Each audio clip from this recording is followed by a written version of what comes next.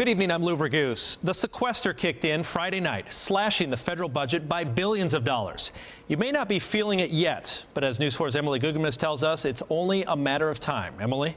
Lou, $85 billion in spending cuts kicked in on Friday. So why hasn't the weekend felt any different? Well, it'll likely be 30 days before we really start noticing any changes. We did all wake up yesterday and today, and the hot water's running, and the television's on, and the airplanes are flying.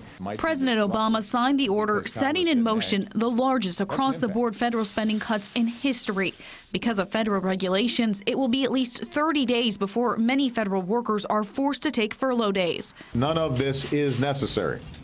It's happening because a choice that Republicans in Congress have made. They've allowed these cuts to happen because they refuse to budge on closing a single wasteful loophole to help reduce the deficit.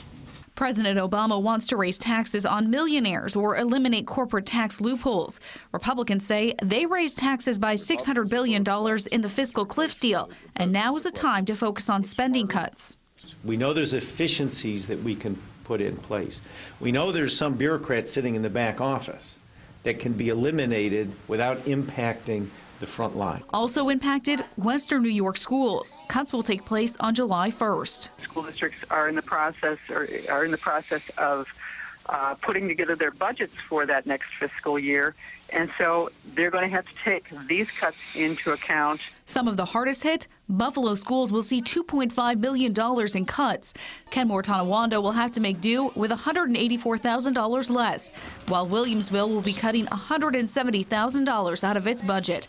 Barbara Bradley with the New York State School Boards Association says the cuts will likely mean staff layoffs. Because they affect children and their education, and we see that as a negative. And Bradley says a senior research analyst looked at the total federal grant amount for each school district, then calculated a 5.1% cut on those grant totals in order to determine how much would be taken for each district. Reporting live, Emily Gugelmas, News 4 at 6.